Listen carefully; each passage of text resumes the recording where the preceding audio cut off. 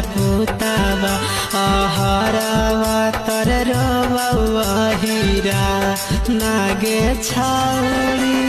हरा साला होलिया में रंग हालू चोलिया गे बनल हनी यादव जी के जा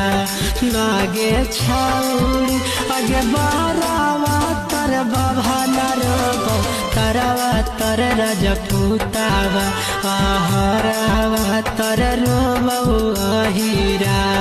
नागे छाउरी अगे हारा साला होलिया में रंग हालू चोलिया गे बनल हानी यादव जी के जा नागे